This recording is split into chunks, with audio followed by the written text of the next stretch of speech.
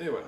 Bon, voilà, là c'est le vrai départ, ce coup-là, j'enregistre, je me vois, j'ai de la chance, tout se passe bien jusque-là. Allez, je me penche là-dessous, je récupère mon clavier sur les genoux, mais on l'a fait quand même cette émission. Voilà.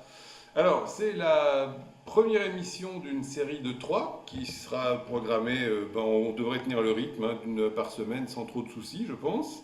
De sorte que on a été motivé au départ, c'est vrai que ça nous gave de devoir expliquer l'homéopathie, etc. On est un petit peu occupé à soigner nos patients et c'est vrai que c'est un aspect des choses qu'on va essayer de développer. On a été contacté sur le forum par un monsieur qui s'est intitulé Zététique et qui nous a suggéré de faire une émission avec monsieur Buisseret qui a déjà traité le sujet justement à sa façon. Alors ça m'a quand même interpellé, je suis allé voir un petit peu ce qui se passe, comment on parle d'homéopathie. Et du coup, ben, j'ai découvert tout un monde que je ne connaissais pas du tout et qu'on va donc explorer ensemble. Donc je pense que cette première émission va déjà vous intéresser. Et puis ma foi, l'émission numéro 2 sera programmée sur quelque chose de beaucoup plus compact. Ce sera le noyau dur de tout le problème des expérimentations cliniques et des statistiques. Donc on a heureusement dans l'école beaucoup de gens extrêmement compétents pour faire ça bien mieux que moi, parce que ça m'a toujours gavé, je dois vous dire. Mais donc là, on va avoir quelqu'un de vraiment super et au point. Et enfin, la troisième mission, la troisième sera destinée vraiment à expliquer, en vertu de tout ce qui précède, qu'est-ce que c'est que l'homéopathie. On fera une émission d'environ 1 heure là-dessus pour que chacun comprenne mieux les tenants et les aboutissants de l'homéopathie. Alors, bien sûr, mon but n'est pas de convaincre qui que ce soit. Si vous savez, comme je n'ai rien à faire, vous pourriez peur. Mais quand même, il faudrait quand même prendre conscience de quelle manière l'homéopathie est traitée, qu'est-ce qui se cache, je présume, derrière tout cela, quelles sont les motivations de ces gens, et ça serait intéressant de le savoir. Alors toutefois, l'émission qui va suivre aujourd'hui, c'est pas de rentrer dans les détails, mais c'est déjà, je dirais, de visualiser un petit peu le paysage là autour. Qu'est-ce que c'est que cette histoire de sceptique, avec un C, hein, parce que sinon c'est comme la fosse du même nom. Et qu'est-ce qui se passe autour de l'homéopathie? Parce qu'il y a quand même, à mon avis, soit beaucoup de mauvaise foi, soit pas mal de malentendus, soit les deux à la fois aussi, ce qui est possible. C'est pour ça que cette émission, ça m'a vraiment finalement intéressé de la faire. Et j'espère que vous aussi, elle va vous plaire. Alors, le préambule de tout ça, ça a été de se dire, mais attendez, c'est quand même ahurissant, là, je ne sais pas, vous avez quand même pas manqué d'être au courant avec cette histoire de 104 signataires, ou 144, je ne sais plus, qui sortent complètement du néant, et qui passent dans tous les médias, sans exception. Alors partout, vous avez la presse, la télé, la radio, les interviews. Et apparemment, on vit dans un pays qui n'est pas du tout dérangé par le fait que on puisse attaquer comme ça, mais de manière parfaitement gratuite. Et c'est ça la finesse, c'est que on nous attaque sous couvert de science, mais nous nous prétendons bien sûr que, un, c'est une attaque gratuite, et que surtout, deux, on n'a aucun moyen de rétorquer à ça. Donc ça commence à quand même prendre des tournures que moi je trouve peu compatibles avec la notion de démocratie, et il va falloir quand même poser un petit peu des limites à ces pratiques. Et ben, c'est pour ça qu'on commence, nous, à l'ouvrir. Alors, si Béné, tu pouvais venir, il y a un bidule qui me dérange pour lire mon texte, là, malheureusement. Passe là, tu peux. Je voulais d'abord définir le cadre de notre démarche à nous en tant qu'homéopathe, c'est-à-dire qu'est-ce qui fait qu'on se lance dans l'homéopathie. Oui, j'ai ce trépied qui me dérange là, voilà, encore un peu, merci beaucoup, c'est parfait. Croyez-vous vraiment que notre motivation soit peut-être qu'on croit aux ovnis et qu'on se dise tiens, il n'y a rien aux granules, on va soigner nos patients avec des granules? Croyez-vous vraiment qu'on soit assez con pour ne pas se rendre compte, en ce qui me concerne, au bout de 30 ans de pratique, que je ne soignais qu'un patient sur trois qui a spontanément été mieux avec du placebo? Non, c'est parce que on a une démarche de vérité et c'est pour ça que je ne pouvais pas manquer ici de mettre un de mes héros en avant. Et je tiens à cet hommage à Poincaré parce que je pense que c'est un de nos grands savants français qui est, à mon avis, très injustement traité. Alors, non seulement, bien sûr, en tant que mathématicien, vous savez sans doute que j'ai quelques attraits pour les mathématiques, mais ça, nous en parlerons dans une autre vie. Et je dirais la vacherie qu'on a faite ici à Poincaré, entre autres, c'est que il a été le premier à formuler E égale mc carré, mais malheureusement, c'est notre ami Alberto qui a emporté la mise. Les pensées de Poincaré sont tellement profondes qu'aujourd'hui je ne cesse de les relire encore depuis des années et ça m'échappe toujours. Vous me direz c'est normal, on n'a pas le même pédigré. Mais quand même, c'est tout à fait impressionnant. Donc, voilà ce que disait Poincaré, je crois que c'est vers 1905. Il écrit ceci, il dit « La recherche de la vérité doit être le but de notre activité. C'est la seule fin qui soit digne d'elle. Sans doute, nous devons d'abord nous efforcer de soulager les souffrances humaines, mais pourquoi? Ne pas souffrir, c'est un idéal négatif qui serait plus sûrement atteint par l'anéantissement du monde. Si nous voulons de plus en plus affranchir l'homme des soucis matériels, c'est pour qu'il puisse employer sa liberté reconquise à l'étude et à la contemplation de la vérité. Mais ce que nous appelons la réalité objective, c'est, en dernière analyse, ce qui est commun à plusieurs êtres pensants, et pour être commun à tous, cette partie commune, nous le verrons, ce ne peut être que l'harmonie exprimée par des lois mathématiques. C'est donc cette harmonie qui est la seule réalité objective, la seule vérité que nous puissions atteindre, et j'ajoute que l'harmonie universelle du monde est la source de toute beauté. On comprendra quel prix nous devons attacher au lent et pénible progrès qui nous la font peu à peu connaître. Alors, excusez-moi de vous dire que c'est ce qu'on appelle de la pensée, et que Poincaré, c'est une valeur sûre, qui incarne notre recherche de la vérité. Et à travers ce qu'on va discuter aujourd'hui, on va se rendre compte qu'il n'y a peut-être pas, entre gens de bonne volonté, j'entends, il n'y a peut-être pas un très grand fossé entre nous, parce que si chacun est en recherche de vérité, on doit forcément se retrouver, notamment dans cet idéal de beauté, parce que grâce à cette réalité et l'harmonie des choses, on se rend compte que le monde est créé aussi sur une notion essentielle de beauté. Mais vous voyez que la notion de recherche de vérité fait l'unanimité dans la démarche scientifique. Le malentendu va être assez facile à révéler, c'est qu'on va se rendre compte que la recherche de la vérité en médecine, elle est cantonnée à la vérité de savoir si, quand j'appuie là, ça fait quelque chose. Ce qui ne s'appelle pas réellement de la démarche scientifique, on va le voir. Alors, je voulais vous montrer... dans quelques minutes, on va regarder comment M. Buisseret traite du sujet de l'homéopathie. Si tout se passe bien, il faut que j'appuie sur le bon bouton, machin, donc je m'excuse d'avance, j'espère que ça va le faire. Eh bien, je voudrais quand même définir qu'est-ce que c'est qu'un homéopathe. Parce que nous, les homéopathes, les quelques rares homéopathes que nous sommes, on en a vraiment ras-le-bol de voir comment n'importe quel charlot se saisit d'un tube de granules et prescrit des granules. Il faut quand même admettre qu'on a très peu d'homéopathes correctement formés, une large minorité, et qu'on a beaucoup de gens qui, alors là, ne sont pas vraiment dans la démarche de la recherche de la vérité, qui se mettent à presser des granules en guise réellement de placebo. J'ai entendu d'ailleurs des confrères me dire « Oh, moi je donne de l'arnica, ça les occupe, etc. » Ce qui est doublement scandaleux de la part d'un professionnel, mais on développera le sujet plus tard.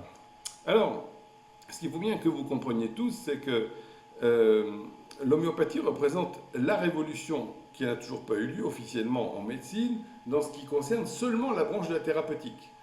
En d'autres termes, on est farouchement attaché à la médecine, au diagnostic, au pronostic, et surtout aussi à la sémiologie qui a tendance, par les temps qui courent, je dirais, à partir en couille pour parler poliment. Parce que vous les voyez tous dans les séries américaines, les médecins, c'est à peine s'ils regardent le patient du haut de leur petit clavier, du haut de leur petit machin, vous avez vu, tous ils prennent des notes, etc. La médecine, ça se passe avec le stylo. Non, la médecine, ça se passe au chevet du malade, et justement, j'aurai l'occasion d'y revenir dans un instant. Donc, comprenez bien que l'homéopathie, c'est la révolution de la thérapeutique. Et finalement, après tout, c'est l'outil de la médecine. Pour définir ce que c'est qu'un homéopathe, parce que cette définition, à fort juste titre, elle me sera demandée, elle est très simple. Un homéopathe, c'est quelqu'un qui a étudié, compris, assimilé tout ce qui est écrit dans l'organon. C'est quand même pas compliqué. Je vais vous prendre un parallèle. 1686 de mémoire, je crois, j'arrive jamais à me rappeler la date des Principia, vous me corrigerez le cas échéant. Newton écrit ses Principia en 1686. Et si un jour vous avez la curiosité de lire le texte, c'est un peu chiant parce que les S sont toujours en forme de F à cette époque, mais bon, vous arriverez à le lire et vous allez être surpris de voir que le contenu n'a pas pris une ride, quoi. Il y a une manière de parler, bien sûr, qui a changé, mais le contenu reste tout à fait identique. Et pourquoi ça? Ben justement parce qu'on parle de science, c'est-à-dire de phénomènes, de lois, et que c'est les mêmes phénomènes qu'on décrit quand il s'agit d'astres qui sont en déplacement, et ici, ça va être les mêmes phénomènes qu'on va décrire quand il s'agira de gens malades. Et c'est quelque chose qui est très difficile à percevoir quand vous êtes formaté par l'ancienne médecine, qui est une espèce de fluctuation kaléidoscopique permanente où tout change, tout bouge, et chacun court littéralement après sa queue, ou du moins après le dernier cri, le tout nouveau, l'extraordinaire, etc. Alors plus il y a de l'électronique, plus il y a du... vous connaissez toutes les images, blouse blanche, microscope, tout ça, la science en marche. Ça nous fait doucement rigoler, nous, médecins homéopathes. Non pas, comprenez bien, qu'on mette en cause l'approche scientifique, parce que nous sommes fondamentalement attachés à la science, mais je mets en cause cette déviation de science pour en faire de la médecine. Je n'ai sûrement rien, moi qui suis passionné de sciences fondamentales, contre la science fondamentale, mais je dis juste que la médecine n'est pas une OPA de la physique et de la chimie sur la médecine. La médecine elle-même est une branche des sciences, mais ça a été complètement oublié par la médecine classique, et on va voir pourquoi et comment. Donc, un homéopathe, c'est pas compliqué. S'il dit, moi j'ai appris l'homéopathie, j'ai jamais ouvert l'organon, vous pouvez tout de suite me le radier de la liste des effectifs, ça ne s'appelle pas un homéopathe, c'est aussi simple que ça. Dans la mesure où, je ne sais pas, quand vous apprenez la physique par exemple, vous êtes quand même obligé d'apprendre les découvertes de vos prédécesseurs, c'est exactement la même chose ici. Vous ne pouvez pas vous prétendre homéopathe en ayant appris d'après les résumés de celui qui vous a enseigné. Donc ces choses étant posées, je vais tenter désespérément de passer au... Voilà. Donc voilà, Monsieur Buisseret en action. J'essaierai de ne pas souvent l'interrompre, on va se faire 5 minutes, parce que je vous assure qu'après c'est très fatigant, vous allez le voir. Il y aura pas mal de choses à dire, mais si je me donne la peine de le faire, c'est parce qu'on a été contacté en son nom, on a un petit contact par Internet, et finalement je trouve ce garçon très sympathique. Je vais donc me donner la peine de vous envoyer les quelques premières minutes.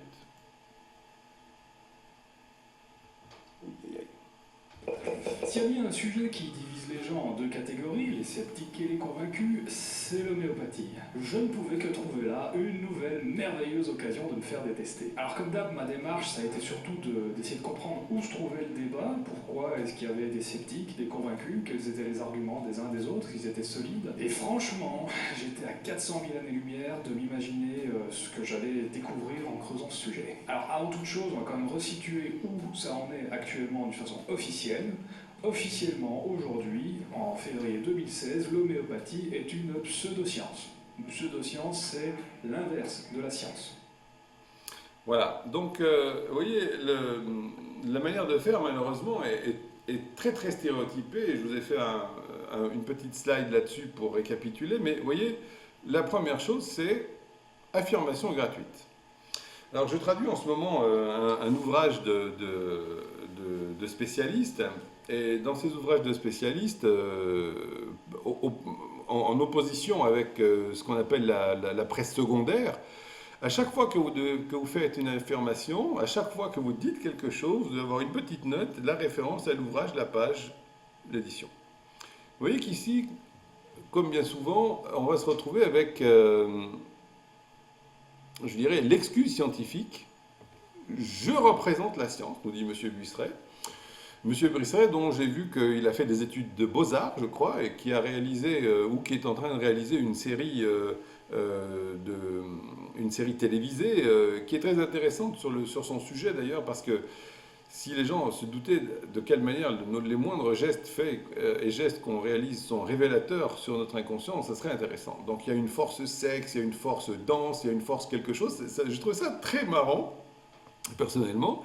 Et donc, Monsieur Buisseret, comme, je dirais, l'uniforme totalité des gens qui nous font du débunkage de l'homéopathie arrive avec l'affirmation. Regardez le style qui est intéressant. Alors je dis ça aussi à M. Buisseret qui devrait nous suivre, parce que je ne l'attaque en rien personnellement, et je lui dis juste là, c'est pas du tout une bonne manière de faire, parce que vous ne pouvez pas invoquer de la science en ayant des procédés en fait qui relèvent de la manipulation. Affirmation, pseudoscience, pas de science. On verra tout à l'heure que justement, il suffit juste de taper sur Internet, vous allez sur le PubMed, et puis vous allez lister toutes les expérimentations, tous les protocoles qui, malheureusement pour eux, donnent gagnante l'homéopathie. C'est pas une petite science ou une science en devenir, etc. Non, ce n'est pas une science. C'est-à-dire que ça n'a pas passé les tests scientifiques classiques, notamment le double aveugle, etc. Alors ici aussi, et vous voyez, c'est intéressant parce que tout ça, je vais le développer dans mon petit commentaire ultérieur, mais c'est très intéressant de nous dire, ce n'est pas une science, ce n'est pas une science, et vous voyez que finalement, on précise le propos, qu'est-ce que ça veut dire, ce n'est pas une science, ça n'a pas passé les tests statistiques. Et vous voyez comme c'est très intéressant, parce qu'en fait, ça veut dire ici que la statistique définit ce qui est scientifique, et même plus précisément, la science, c'est les statistiques. Alors bien sûr, c'est quelque part les statistiques, il n'est pas question une seule minute de douter que c'est un outil intéressant. Là où ça devient beaucoup plus craignos dans la médecine, c'est de dire que la médecine en réalité est réduite actuellement aux statistiques. On verra dans un moment à quel point c'est funeste et les gens malades le savent mieux que tout le monde. On s'en va plus tard. Et donc, aujourd'hui, vous pouvez danser sur votre tête. L'homéopathie, c'est une pseudo-science. Ce n'est pas reconnu officiellement. Et on va essayer de comprendre. Donc voici le second argument qui fait que ce n'est pas une science, ce n'est pas reconnu officiellement, donc ce n'est pas une science. Alors c'est très intéressant de savoir qu'il y a forcément des organismes officiels capables de vous dire si c'est une science ou pas. C'est bien très intéressant, vous voyez, parce que le problème ici, le malheur de l'homéopathie, c'est qu'elle est connectée à la société. Et donc, il va bien falloir qu'il y ait des organismes de la société pour déterminer si la médecine que nous pratiquons est une science ou non, si vous voyez où je veux en venir. Et donc là encore, vous voyez, comme de manière très subtile, le propos est parfaitement biaisé. Attention à ceux qui sont sur le Zoom de ne pas faire de bruit, je vous prie, parce que coupez vos micros, sinon vous allez parasiter mon émission. Merci. Pourquoi? L'homéopathie a été créée en 1796 par un type qui a une tronche bizarre qui s'appelait Samuel Hahnemann. Voilà. Alors, écoutez, fort gentiment, vous voyez, M. Buisseret nous a écrit pour dire que le format de ses émissions passées, il le regrettait parce que, pour moi, ça ne s'appelle pas des émissions. Je lui ai dit sur le forum, c'est en public, pour moi, ça s'appelle du cirque, mais ça n'est ni de la science, ni de... Enfin, je ne sais pas comment il faut appeler ça. Pour ceux qui sont homéopathes, déjà, vous voyez le médicament de M. Buisseret apparaître, il n'y a pas besoin de l'interroger pendant 2 heures. Mais ce que je voudrais dire ici, c'est que, techniquement parlant, il paraît qu'il ne faut pas faire d'attaque ad hominem, mais vous voyez qu'on ne s'en prive pas pour se foutre de la gueule de Hahnemann. Et ça, je ne peux pas le laisser passer. Je suis navré de vous dire que s'il y a eu des génies, Hahnemann est au rang de cela dans toute l'humanité, en tout cas dans tout ce qui nous reste comme connaissance du passé. Et Hahnemann, à l'âge de 8 ou 9 ans, parlait déjà plusieurs langues vivantes, plus le latin et le grec. Il était capable, à 12 ans, de passer une après-midi par jour pour répondre à un sujet de philosophie qui lui était posé par son père. Il s'est battu toute sa vie pour la vérité, ce que j'ai tenté de présenter dans notre préambule. Et il a été persécuté à un degré qu'on ne peut pas imaginer par tous ces salauds qui voulaient défendre leur petit business et tous ceux qui le dérangeaient dans leur petite pratique plan-plan à faire des saignées. À propos de saignées, sachez que la médecine officielle, donc de l'époque, à la Pitié-Salpêtrière, on annonçait fièrement que chaque année, on vidait 500 000 litres de sang aux patients pour les soigner. Donc vous voyez, là aussi, on avait quelque chose qui était parfaitement officiel, qui était là reconnu officiellement. C'est l'un des 2 critères scientifiques que M. Buisseret a évoqué. Quand il dit l'homéopathie a été inventée, malheureusement, il faut dire que l'homéopathie a été découverte. C'est un petit peu comme le statut des planètes du système solaire ou de tous les astres qu'on peut découvrir. Ils ont toujours existé, enfin depuis un petit moment, on va dire, mais ils apparaissent dans notre conscient à partir du moment où on les a vus. On les a découverts, on ne les a pas inventés. Donc l'homéopathie n'a pas été inventée, mais découverte. C'est une précision de taille, parce qu'il ne s'agit pas ici, comme toutes les inventions qu'on a dans la médecine. Si on regarde la médecine à l'époque, déjà où je l'ai apprise et ce qu'elle est devenue aujourd'hui, ça fait doucement rigoler. Il y a 1000 choses qui ont été inventées depuis, mais qui n'ont jamais perduré. Une découverte, c'est quelque chose d'un autre niveau. C'est qu'on a découvert quelque chose qui ne peut plus changer. C'est qu'il y a des lois en guérison, il y a des lois pour soigner les gens, il y a des lois pour prescrire les médicaments, et ça, c'est impérissable. C'est ça qui fait que le livre L'Organon, qui est daté de, ouais, on va prendre la dernière 6e édition, 1843, eh bien, vous voyez que 2 siècles et demi après, le livre est parfaitement d'actualité, parce que justement, il décrit quelque chose qui n'est pas une mode, qui n'est pas une invention, mais qui est une découverte. Donc, vous voyez, monsieur Buisseret, attention à ce que vous employez comme mot. Man, quel beau prénom. Et pour vous virer déjà une grosse idée reçue de la tête, l'homéopathie, ce n'est pas le soin par les plantes. Voilà, donc, les substances utilisées peuvent être végétales, minérales ou animales. Et c'est même parfois assez cru. Hein. Je vais d'ailleurs laisser le vice-président de l'Observatoire zététique vous la... Alors là, il faut quand même admettre, enfin, voilà un bon point, monsieur Buisseret. Effectivement, trop de gens pensent encore que l'homéopathie, c'est je me soigne par les petites plantes, la petite santé naturelle, je vais faire ma petite tisane, machin. Eh ben non, l'homéopathie, l'idée c'est que, en fait, toute substance va être capable de perturber la santé des organismes sensibles, je répète, des organismes sensibles à cette substance, et à partir de là, le médicament va être capable de susciter un tableau pathologique qui lui est propre. Donc heureusement, il faut bien que vous sachiez qu'entre-temps, la démarche homéopathique, depuis 2 siècles, n'a pas attendu que les zététiciens et autres sceptiques nous donnent leur feu vert pour faire nos recherches. Et on a introduit aussi, bien sûr, toutes sortes de substances dans l'homéopathie. Donc vous avez les venins de serpents, vous avez les plantes, vous avez tout ce qui est du règne animal. Et vous avez aussi, bien sûr, toutes sortes d'écoulements pathologiques, par exemple du pus de blénorragie, puisqu'il veut bien avoir de la blénorragie, de la syphilis, tout ce que vous voudrez. Mais là encore, comprenez bien, c'est que ce qui est assez rigolo quand même dans l'époque qui est la nôtre, où les gens sont persuadés qu'ils pensent par eux-mêmes et qu'ils sont indépendants dans leur pensée, alors que je pense qu'il n'y a pas de grand risque à dire que jamais dans l'histoire de l'humanité les gens n'ont été autant manipulés. Et donc, là où je veux en venir, c'est que les gens injectent toutes sortes de substances dans le corps de leur gamin, parfaitement inconnues et surtout pondérales, mais effectivement, s'il s'agit de donner une millionième dynamisation de médorinum, qui est du pus de gonocoque, oh, ça c'est dégueulasse, ça se fait pas du tout. Chez quelques ingrédients, au choix. Un granule d'homéopathie, prenez l'exemple de l'oscillococcinum. L'oscillococcinum, c'est un mélange de cœur et de foie de canard de Barbarie, putrifié pendant 40 jours, et qui est dilué, mais il y en a qui sont vraiment sévères. Il y a du crachat de coquelucheux, il y a de la raclure des champes syphilitiques, il y a du pus urétral de blénorragie. Ça, c'est des produits qui sont... Bah oui, mais c'est pas moi qui les prends. Bon, après, il y a des trucs dégueux dans tous les médocs, hein, mais c'était vraiment pour casser l'image homéopathie. Et là, bien sûr, on donne le point à notre ami Buisseret, pas de souci. Sur la notion de oscillococcinum, je ne reviendrai pas par charité pour vous dire qu'il n'est pas certain que les laboratoires homéopathiques soient nos amis. Alors, là encore, l'un des grands facteurs qui a mené, je dirais, à la décomposition de l'homéopathie, une fois de plus, c'est l'irruption de l'industrie, du business dans la médecine. On verra dans un instant les produits que ça a donné dans la médecine classique, mais en ce qui concerne l'homéopathie, eh ben, le résultat s'est pas fait attendre. C'est-à-dire que dès le départ, il n'y a eu que très peu d'homéopathes qui ont pratiqué réellement la seule manière de faire l'homéopathie en fonction des découvertes de Hahnemann. Beaucoup se sont mis à bricoler. Et puis, quand il s'agit de vendre des tubes de granules, ben, il est bien clair qu'il va falloir pousser les gens à prescrire, n'est-ce pas? Quand vous achetez un tout petit tube et qu'avec ce tube, ben, vous pouvez prétendre soigner une centaine de personnes qui ont besoin du même médicament, ce n'est pas rentable pour un laboratoire. Et donc, les laboratoires d'homéopathie, d'une manière générale, se sont astreints à, comment je pourrais vous dire, déformer, twister l'homéopathie pour en faire quelque chose directement calqué dans le mode de prescription allopathique. C'est ce qu'on nomme en France, par exemple, le pluralisme, avec lundi, je prends ça, mardi, mercredi, le truc. Je ne sais pas si M. Buisseret nous fait ça dans sa vidéo, parce qu'au bout de 30 minutes, j'en pouvais plus.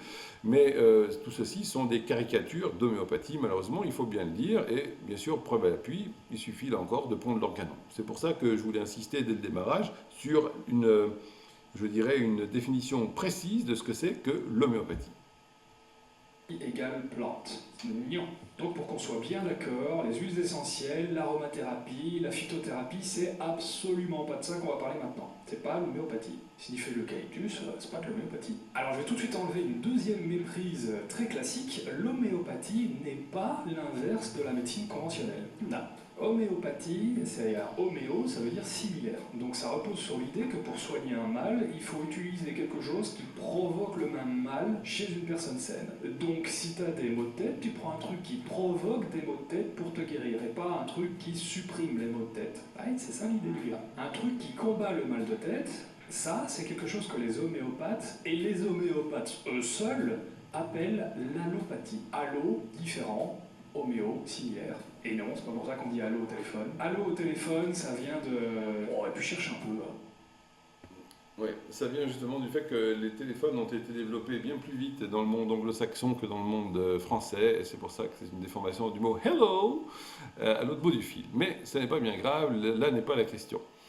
On pourra continuer un petit peu le sujet encore. J'avais plusieurs pensées, mais on va continuer. Moi j'ai été voir, moi je sais.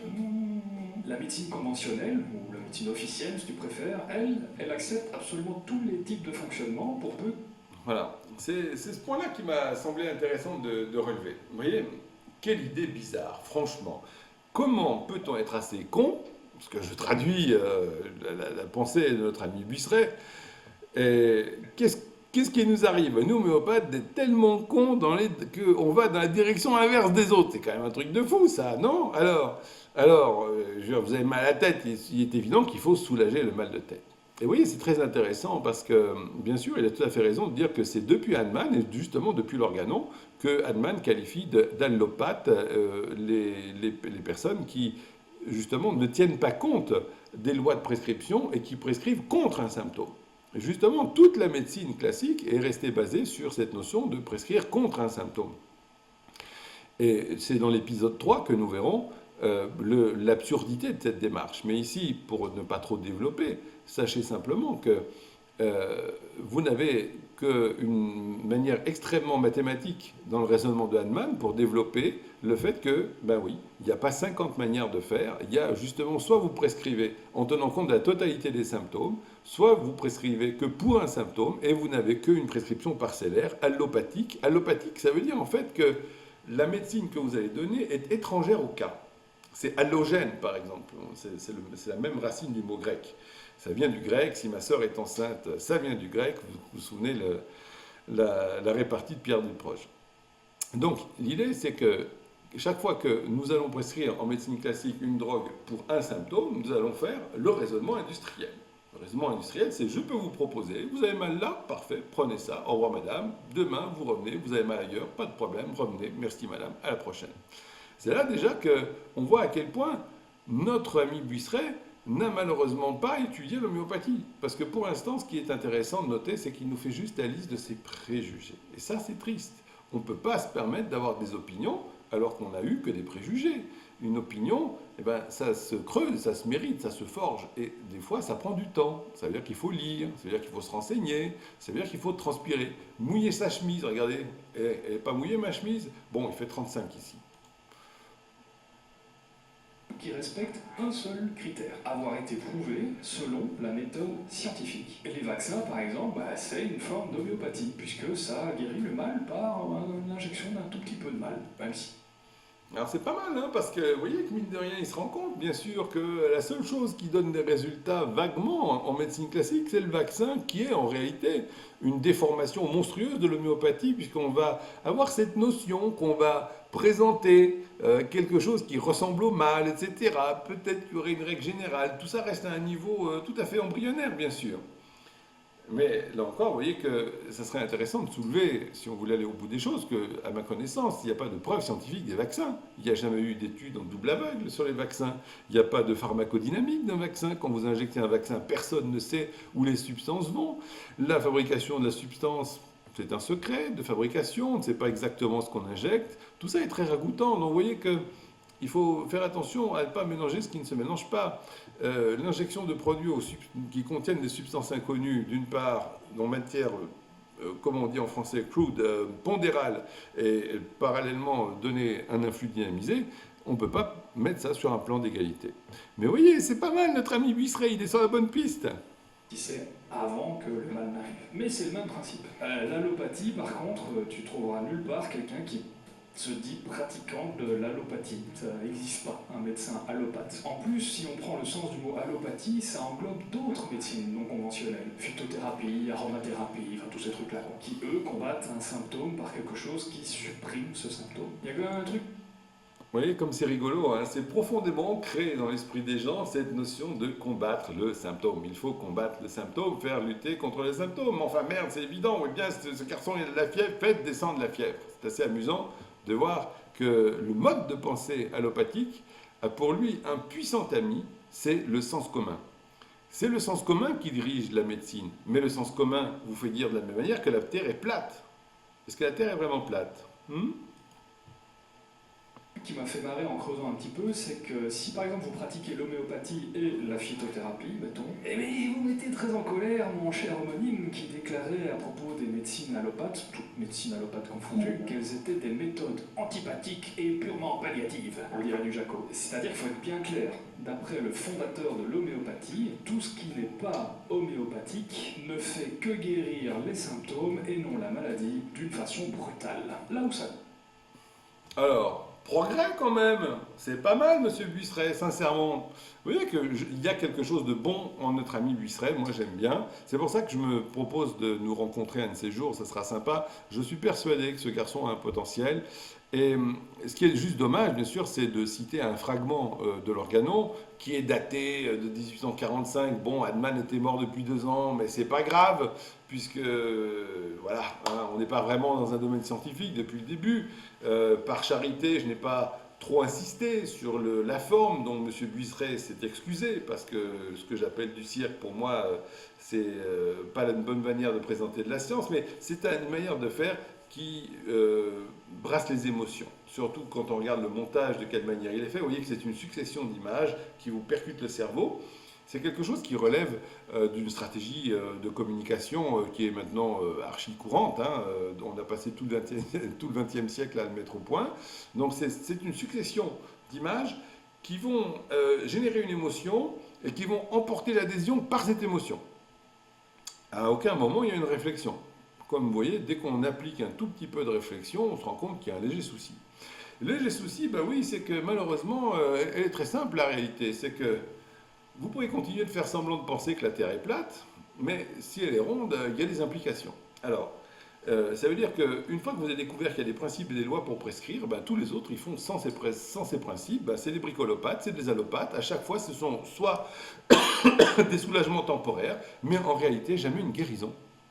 Et c'est dommage, monsieur Buisseret, parce que vous n'êtes pas passé loin, je pense, de découvrir l'homéopathie ici. Coince, c'est que Samuel Hahnemann affirme tout ça sur base de ses propres travaux qui n'ont jamais été confirmés par la médecine avec la méthode scientifique. Voilà, donc on résume ici, c'est Hahnemann qui fait des affirmations gratuites. Alors, il faut quand même savoir que ces affirmations gratuites de Hahnemann, les livres de Hahnemann ont été traduits, je crois, dans une 50aine de langues différentes. On a eu des dizaines de milliers de médecins homéopathes partout qui ont fait les mêmes constats, et surtout, si l'homéopathie s'est développée, c'est justement parce que ces résultats sont tout à fait brillants par rapport à ceux déjà de la médecine à l'époque où ça a démarré. On le verra dans un instant aussi, donc je ne m'étends pas là-dessus. Je vais encore 5 minutes notre ami Buisseret, parce que sinon l'émission va durer 2 heures. Qui est donc source de très nombreux débats. Et vous allez voir que quand on essaye de rester neutre, c'est-à-dire vraiment de faire genre je ne connais rien ni d'un sujet ni de l'autre, et ben on est obligé de se rendre compte qu'il y a une espèce de partage des torts et un partage des raisons. Voyons ensemble pourquoi l'homéopathie fait tant de débats. L'homéopathie fonctionne sur 3 grands principes. 1. La dilution. 2. La dynamisation. 3. L'individualisation. Bon, vous voyez là encore, les enfants, je suis vraiment navré, mais après, je suis obligé d'arrêter. Alors après suivra un long réquisitoire contre le professeur Montagnier. Personnellement, je ne suis que de très loin ce que fait le professeur Montagnier, mais moi je ne suis que médecin généraliste et je ne me permettrai pas de critiquer ni les travaux d'un mec qui a décroché le prix Nobel, ni les travaux de quelqu'un qui a une compétence qui me dépasse largement. Alors, je suppose que M. Buisseret, lui, il a les compétences pour critiquer les prix Nobel et les professeurs en médecine. Je n'en doute pas une minute. Mais je voudrais juste revenir ici sur ce point-là. Pour vous dire que non, Monsieur Buistret, je ne sais pas où vous êtes allé lire ça, mais il y a un léger souci. En aucun cas, l'homéopathie se résume à ces 3 points-là. La dilution, la dynamisation, l'individualisation, parce qu'après suivra le réquisitoire habituel, le mes pauvres amis, mais ce que vous avez vu, vous donnez que de l'eau, vous êtes tous timbrés, etc., etc. Donc je vous la fais court parce que l'intérêt, on le verra dans un instant, c'est que tout est stéréotypé, renéotypé, c'est à l'infini les mêmes arguments. C'est pour ça que faire un débat, oui, mais le débat ne présente pas d'intérêt dans la mesure où l'autre en face, le débatteur, ne se donne même pas la peine d'approfondir le sujet dont il veut débattre. Donc à ce moment-là, oui, on peut parler des aurores. C'est bien parce que justement, on parle d'homéopathie sur le site, c'est quand même curieux. Alors, hop, on va voir l'homéopathie, voilà. Et alors c'est très curieux parce que on n'a pas du tout ça, Monsieur Buistret, sur ce qui nous concerne.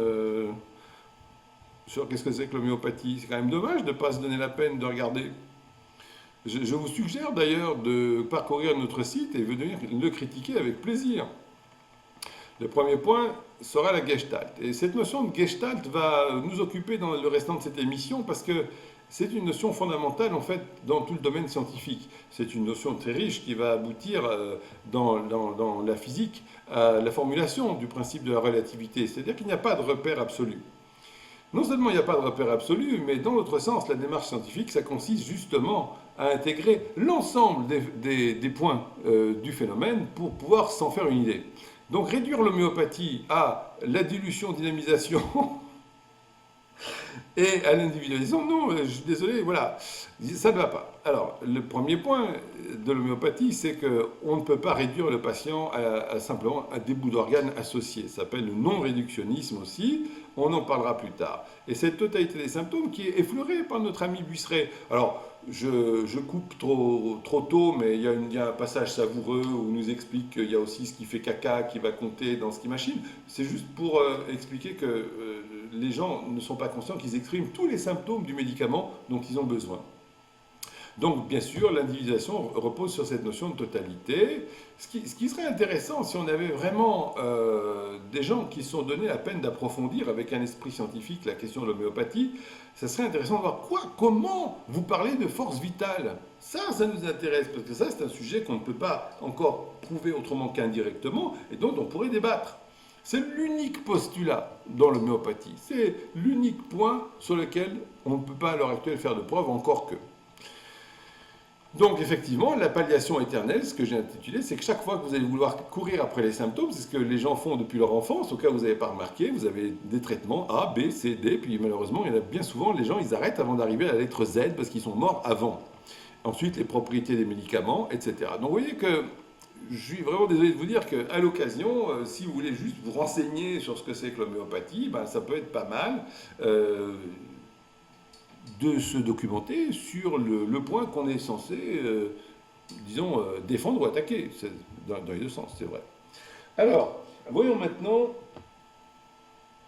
la suite de notre petit topo.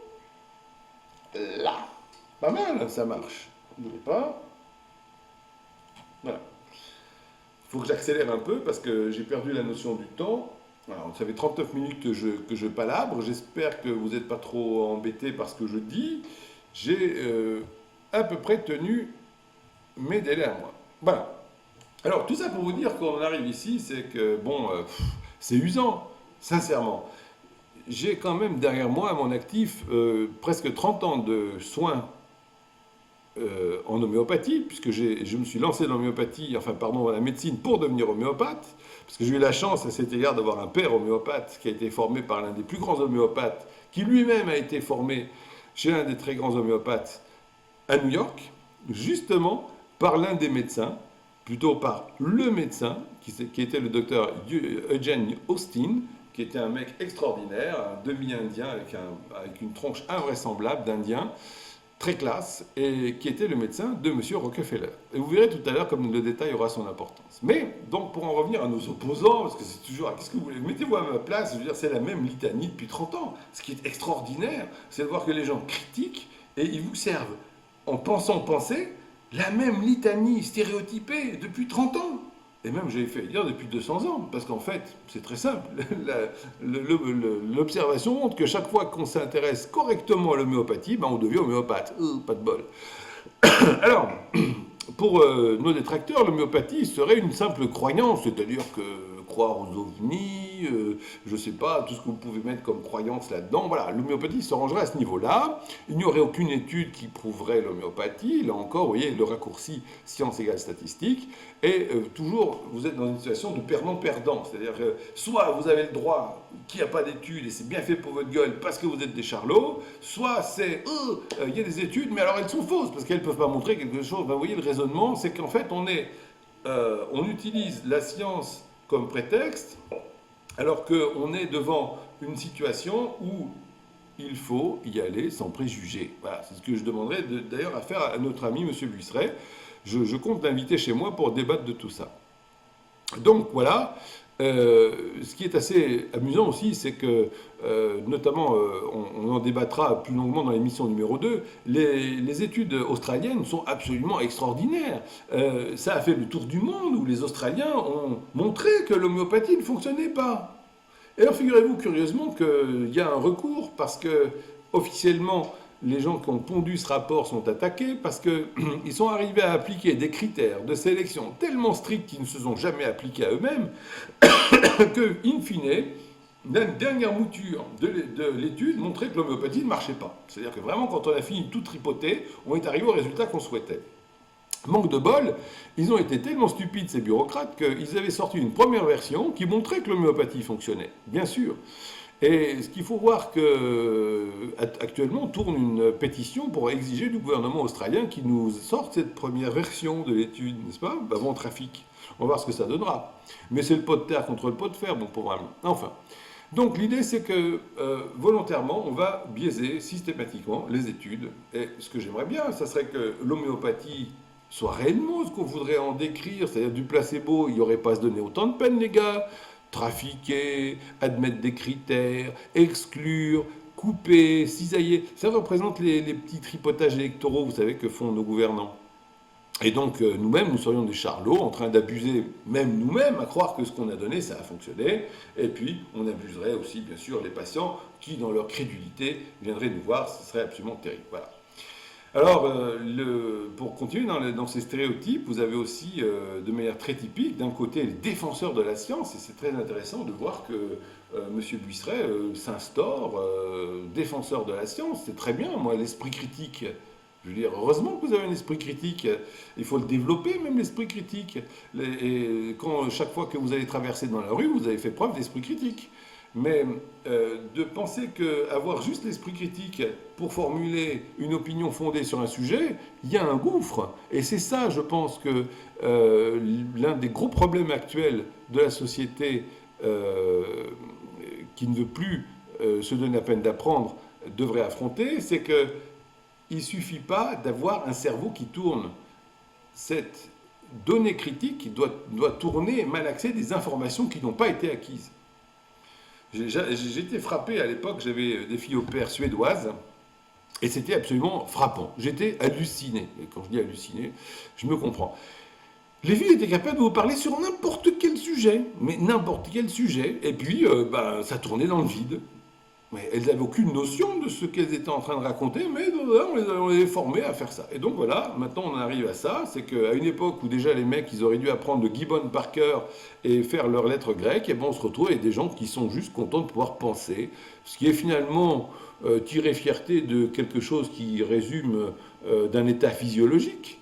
On va quand même pas ressortir des cartes tout de suite, mais c'est un peu l'idée. Il faut que cette pensée soit servie par de la culture et une épaisseur de formation.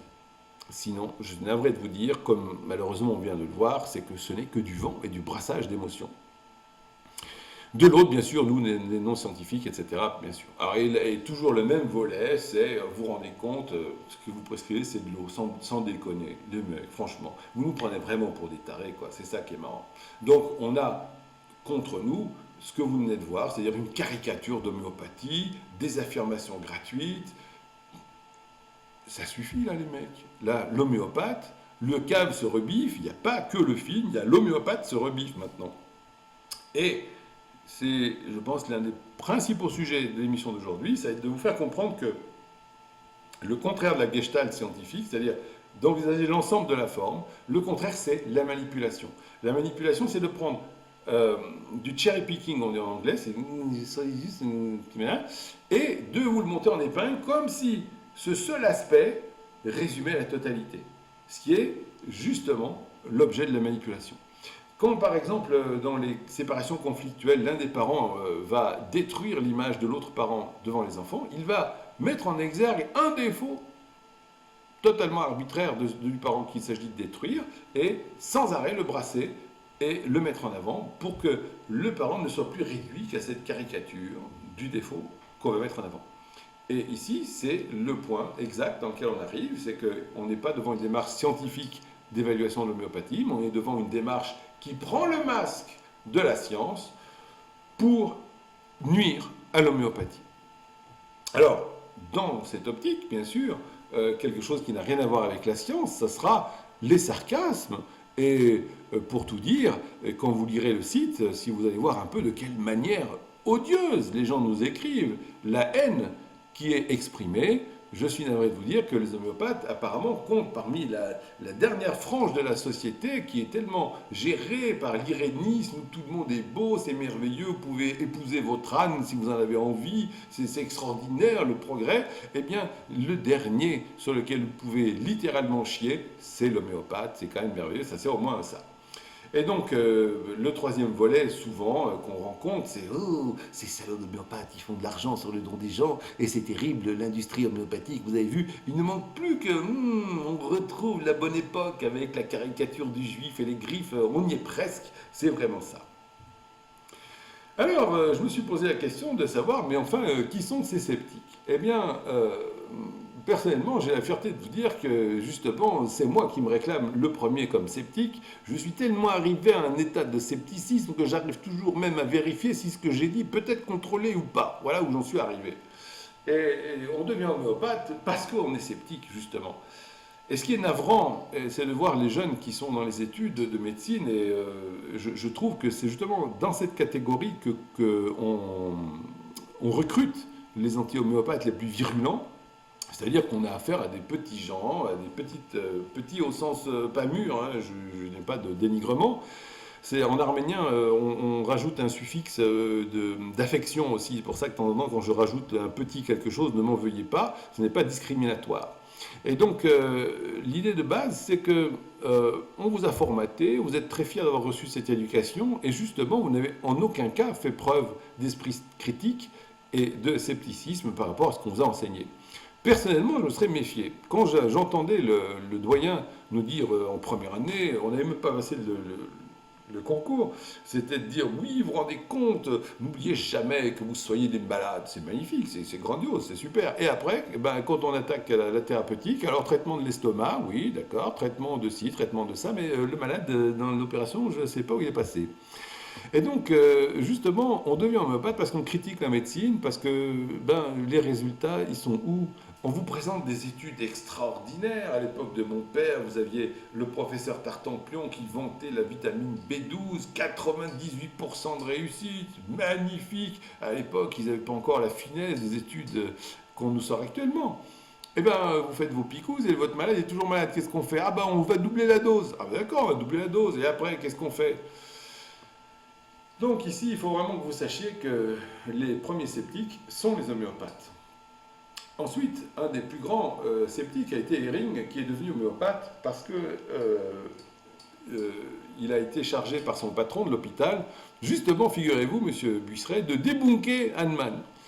Et donc, il y avait une épidémie de rougeole qui sévissait, et l'épidémie de rougeole, il faut vraiment que vous sachiez que c'était catastrophique. Une rougeole, en moyenne, une épidémie frappait, il y avait 30% de mortalité. C'était la rougeole de la grande époque, ce n'était plus la rougeole qu'on connaissait sous nos latitudes, domptée probablement par des phénomènes socio-économiques et d'hygiène générale, mais je sors de mon cadre. Et donc, Hering a dit, pas de problème, je vais vous faire ça. Donc, qu'est-ce qu'il fait? Il va voir Hahnemann. Il va voir Hahnemann, il dit « Monsieur Hahnemann, je veux étudier ce que vous faites, je n'y crois pas, ça n'est pas possible que ça fonctionne, parce que blabla, ce n'est pas de la science, parce que blabla, c'est que de l'eau, parce que blabla, d'accord. » Et à la sortie, ce qui s'est passé, c'est que comme il a vu les résultats et que tous les malades étaient guéris, et même extrêmement rapidement, Ça a fini de la manière suivante, je vous la fais courte l'histoire. Hering va voir son patron et lui dit monsieur, je suis navré, je ne vais pas pouvoir vous faire votre papier contre l'homéopathie parce que je deviens homéopathe. Et là encore, à l'époque comme aujourd'hui, mais aujourd'hui on a droit qu'au sarcasme, à cette ambiance d'autocensure, de terrorisme, vous ne pouvez pas exprimer le fait que vous êtes homéopathe, eh bien Hering se retrouve obligé de plier bagage, et c'est à cette occasion qu'il va aller au Suriname, faire des études très poussées en zoologie, botanique, etc. C'était la grande époque des explorations. Voilà. Et en fait, si on devient homéopathe, c'est comme pour Hering, c'est qu'on est ébloui par les résultats. Là où la médecine classique va patauger lamentablement, être obligé de prendre un traitement A puis B, qui est choisi finalement juste sur le bon vouloir du praticien, si c'était réellement de la science, je vous ferai remarquer pourquoi faut-il qu'on ait des démarcheurs et surtout des démarcheuses pour expliquer aux médecins ce qu'il faut donner à la place de quelque chose d'autre. Elle est où la science là-dedans?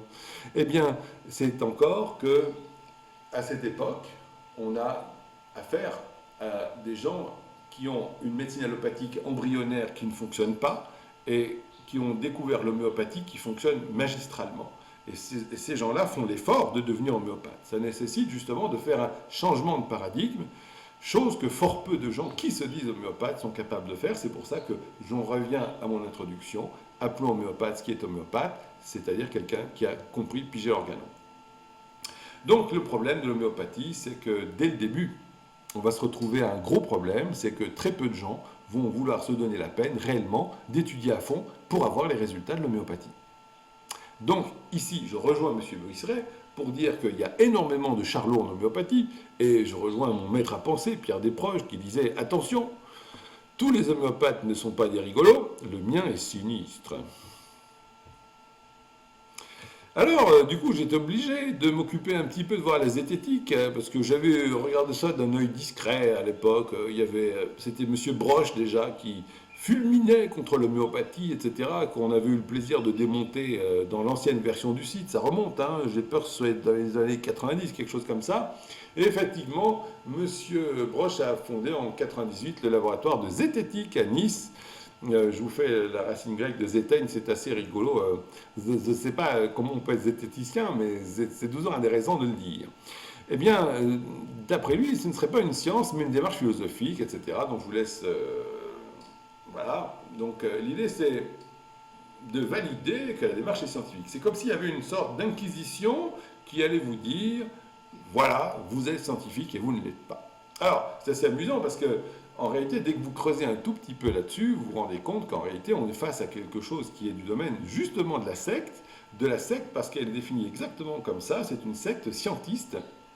Vous irez voir la définition du scientisme, ceux qui veulent, qui est sur des soubassements du positivisme avec M. Comte, etc., qui décidément n'a toujours pas fini de mourir, celui-là.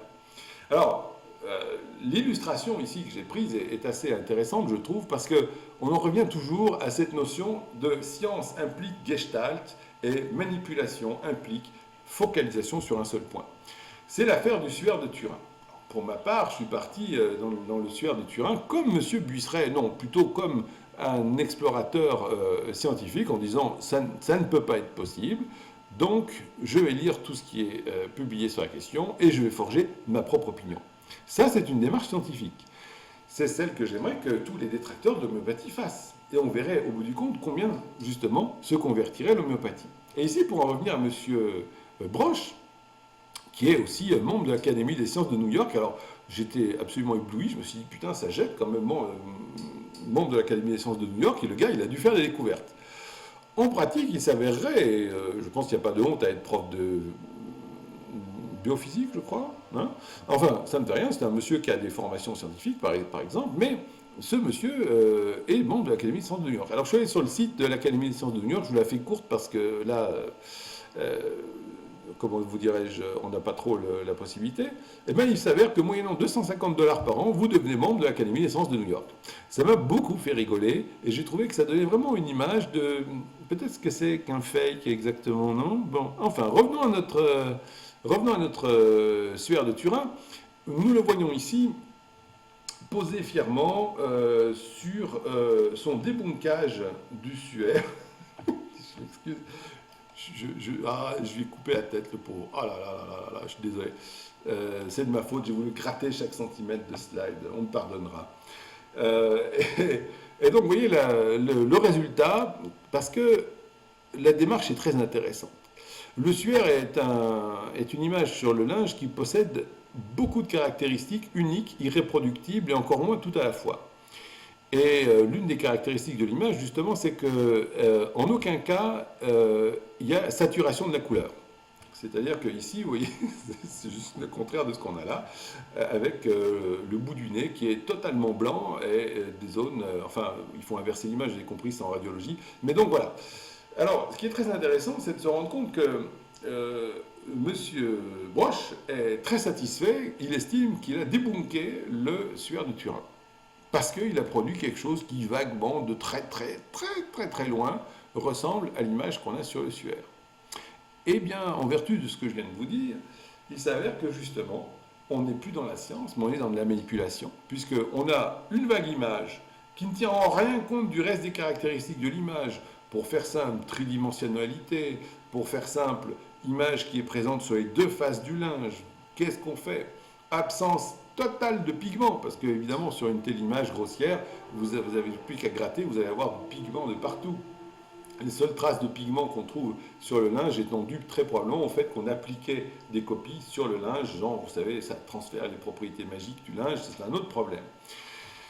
Donc ici, on a justement M. Broch qui, à mes yeux, illustre toute la démarche de cette zététique qui, sous couvert de science, impose en fait une forme de terrorisme intellectuel pour dire nous seuls sommes les garants de la science, bouge pas mon chéri, au nom de quoi, et qui, dans leur démarche, justement, vous prouvent qu'il s'agit de scientisme, c'est-à-dire l'idée de base, c'est de dire que rien ne peut échapper à la science et tout est mesurable, pondérable, objectivable, mesurable. Je ne sais pas si M. Broch a des enfants, mais ça m'intéresserait qu'il me prouve qu'il aime ses enfants. Peut-il me l'objectiver? Donc, j'ai admiré le fait qu'on ait cité Karl Popper dans la zététique. Ça tombe mal, je suis un spécialiste de Karl Popper, donc je crois pouvoir dire que j'en tiens un tout petit rayon, surtout dans sa réfutation de Hume. Et donc je suis non seulement un admirateur, mais un fervent admirateur de Karl Popper. Et s'ils étaient poppériens jusqu'au bout en ce qui concerne l'homéopathie, les types, ils devraient vous dire, mais attendez, l'une des preuves de ce que Karl Popper appelle la vérisimilitude, l'approximation de la vérité, c'est que la réfutation, l'hypothèse résiste à la réfutation. Or, c'est exactement ce qu'on observe avec l'homéopathie. C'est-à-dire que malgré tout ce qu'on nous déverse sur la tête depuis 2 siècles, pas de bol, l'homéopathie continue. Et justement, à cet égard, je me méfierais un petit peu, parce que si on devait appliquer les mêmes critères, justement, à la manière dont la médecine est faite, et à ce changement permanent, on se rend compte que justement, tout ce qui nous était soi-disant servi avec estampillé du sceau de la science, ne vaut plus un pet de lapin dans les années qui suivent. Et elle est où la science? Heureusement, un gars comme Karl Popper sera éternel. Et l'essentiel, c'est justement de l'invoquer à bon escient. N'est-ce pas? Là encore, cette notion de gestalt et d'avoir tout vu et tout appliqué de Karl Popper et pas une bribe. Or, justement, Popper dit que est scientiste celui qui ne perçoit pas les conditions d'application limitées des sciences exactes et qui en fait un usage naïf en science. C'est exactement là que nous sommes. C'est qu'il s'agit justement d'un usage naïf en croyant qu'on va prouver, pas prouver, scientifiquer, etc. C'est assez amusant. En somme, on se retrouve devant une pensée qui est absolument impérialiste, avec une manière de faire qui va finalement, quelque part, encadrer la recherche. Je ne sais pas, je ne suis pas attiré par des notions de fantômes ou de ce que vous voudrez qui dépassent le normal.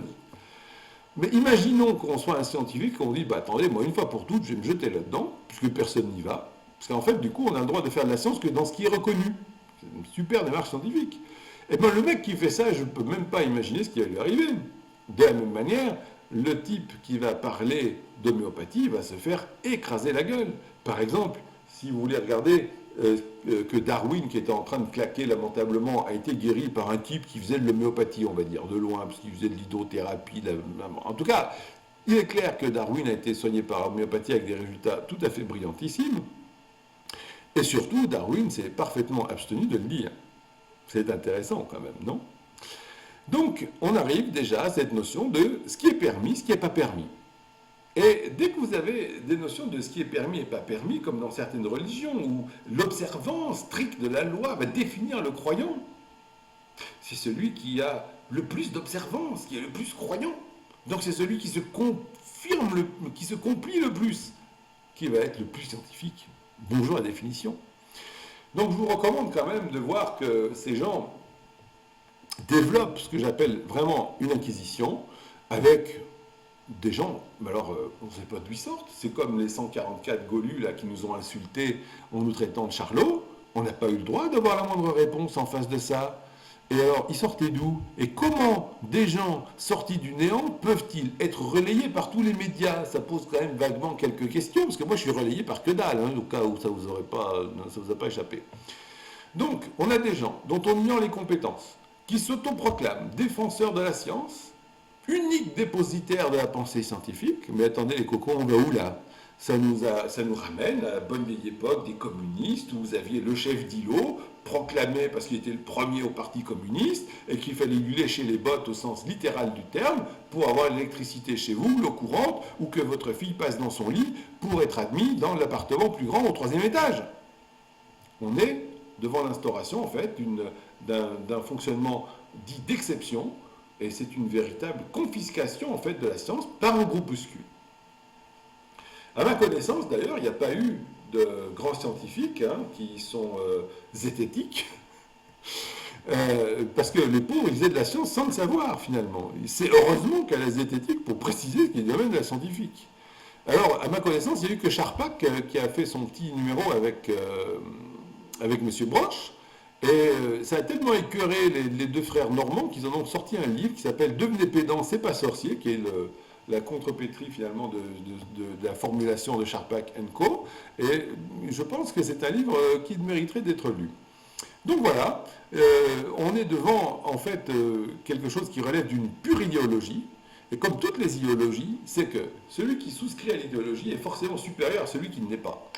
Et du seul fait de cette supériorité par rapport, j'ai failli dire, aux non-croyants, eh bien vous avez le droit de faire ce que vous voulez du non-croyant, et surtout de le mépriser, parce que ce n'est qu'un ridicule, un déchet, voilà. Donc il y a cette supériorité automatiquement définie par ce que vous verrez sur tous les sites zététiciens, et il faut voir de quelle manière le mépris déborde de partout.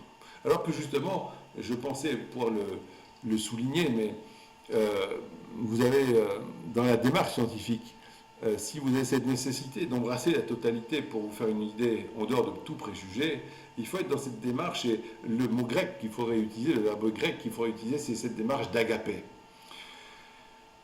Steigen en grec, c'est la notion d'amour pour les enfants. Donc c'est quelque chose que vous êtes normalement obligé d'avoir, ça ne se commande pas. Philos, c'est cette notion que, philein, c'est quand vous choisissez d'aimer passionnément, ça ne se contrôle plus. Eros, c'est quand c'est une nuance que vous comprendrez. Et puis vous avez encore un autre verbe, pendant que j'y pense, qui est pornein, qui est peut-être plus applicable, je pense, à beaucoup de zététiciens qui nous font leurs images du caca en même temps, mais pour en revenir au fait qu'il faut être pénétré de cette agapé. Agapé, ça veut dire que vous allez faire un choix délibéré d'aimer.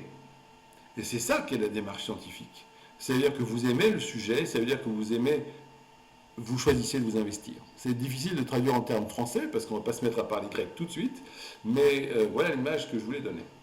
Donc, quand on regarde zététique, homéopathie, alors excusez-moi les mecs, je suis désolé, comment voulez-vous faire un débat à ce moment-là? Pourquoi je n'irais pas faire un débat non plus avec le premier mec que je croise dans la rue? C'est du même niveau, c'est absolument épouvantable, je suis navré, je maintiens, c'est une ignorance crasse de l'homéopathie. Alors ça veut dire quoi un débat? Ça veut dire que moi je vais arriver et que je vais subir devant moi tous les clichés qu'on va me servir, que je vous ai déjà servi, parce que je pourrais, si vous voulez, passer de l'autre côté de la table et faire le zététicien, il n'y a aucun problème, je connais les arguments par cœur. Et donc, il faudrait progresser justement et sortir de cela, parce que je vous signale que la situation n'a que empiré depuis Hahnemann. Les gens réclament du secours, ils sont toujours malades, malgré la médecine brillamment scientifique. Les gens meurent scientifiquement, j'en doute pas, mais la médecine, ça déconne toujours. Donc c'est un peu trop facile de se permettre de critiquer tout et n'importe quoi, un, sans avoir les bases, deux, en ayant une démarche qui est profondément viciée, détournée, et trois, en invectivant les autres qui n'ont pas l'heure de penser comme nous. Donc dans l'homéopathie, ça se cristallise sur 2 points, il n'y a pas d'études, il n'y a pas de substance active, bingo, voilà, l'homéopathie est réduite à ça. Est-ce que vous vous rendez compte quand même maintenant un tout petit peu de l'ampleur de la manipulation? Si on était devant des gens qui avaient une démarche scientifique, ils auraient dit, bon, bougez pas, on prend l'organon, on étudie, alors là, je vous donne rendez-vous demain matin. Voilà. Ici, je voudrais aussi vous rappeler que la médecine, oui, j'avais pas d'image, alors j'ai mis l'image du pont, pourquoi pas, si vous avez autre chose, je suis preneur. Je vais juste vous dire, c'est que pour beaucoup de ces messieurs, ce qui est choquant, encore, monsieur Buisseret, je lui en veux pas, il n'est pas médecin. Alors, il se documente comme il peut, il va aller sur Internet, ça va pas aller bien plus loin, il me sort une date de l'organon qui est foireuse, on ne lui en veut pas. Mais le médecin qui estime, parce qu'il a été formaté comme ça, donc mesurez le fait, il a été formaté, il s'estime scientifique alors qu'il est formaté, alors que la science c'est la critique, donc il n'a pas fait la critique, et de ce formatage, il estime que c'est en lisant le samedi soir ces revues scientifiques qu'il va progresser. Je m'excuse de me marrer. Non, parce que la médecine, je suis navré de vous dire que ça se passe au front. Ça se passe dans les larmes. Ça se passe dans les larmes parce que les gens, ils ont des émotions. C'est-à-dire qu'ils sont devant une situation qui les a rendus malades et qu'il va falloir investiguer. Ça se passe dans le vomi parce qu'ils ont plein de trucs sur l'estomac. Ça se passe dans la merde aussi parce qu'ils en ont plein le ventre. C'est une totalité le malade. Il ne s'agit pas de réduire ça à une feuille de papier, malheureusement, qu'on va pouvoir tripoter dans tous les sens. C'est ce qu'on va voir dans un instant. Il faut bien que vous compreniez qu'il y a une réalité clinique, palpable.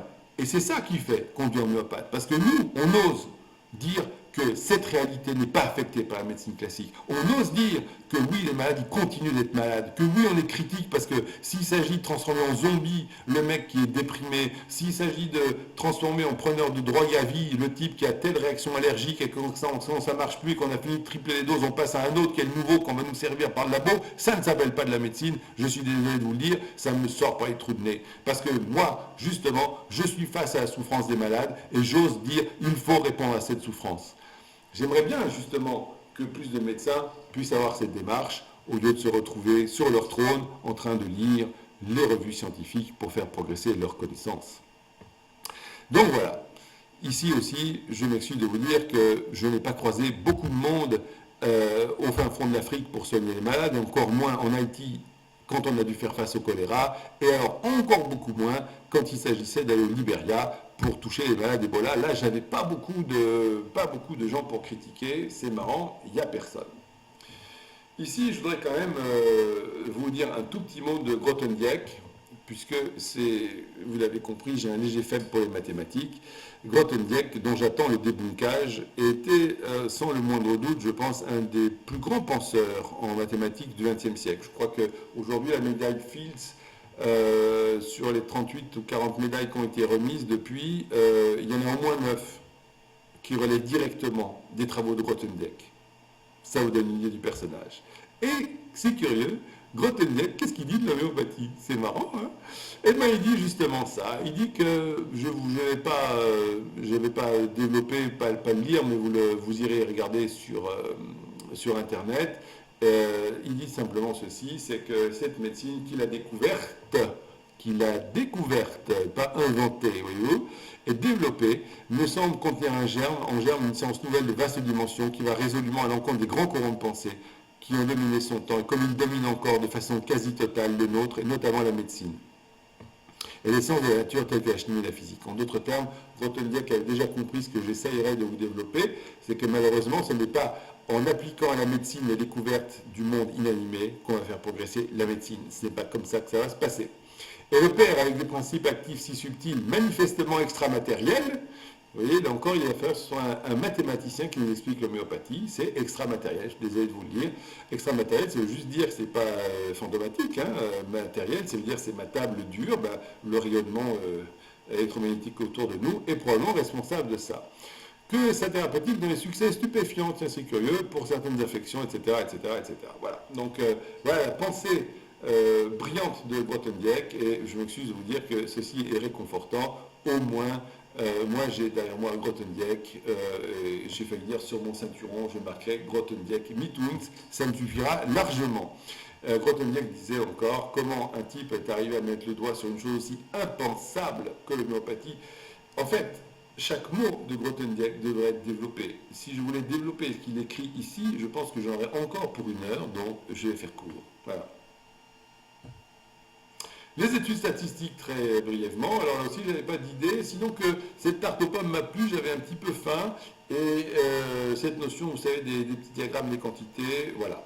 Et ici, les 3 choses qui tournent autour de la notion des études statistiques en médecine, c'est d'abord le coût de la norme. Le coût de la norme, vous allez comprendre, c'est que si un jour vous avez un copain qui avait un hôtel, il vous racontera comment on l'a fait fermer, par exemple, parce que il trouve que les grands groupes ont déterminé qu'il fallait des normes pour des hôtels, c'est curieux. Et les normes pour les hôtels, quand vous ne les satisfaites pas, on les avait pour vous, mais il faut que vous fermiez votre hôtel, parce que vous n'êtes pas aux normes. Voilà. Et bien le coût de la norme, c'est ce que les industriels ont fait dès le départ pour faire l'Européa sur la médecine, justement.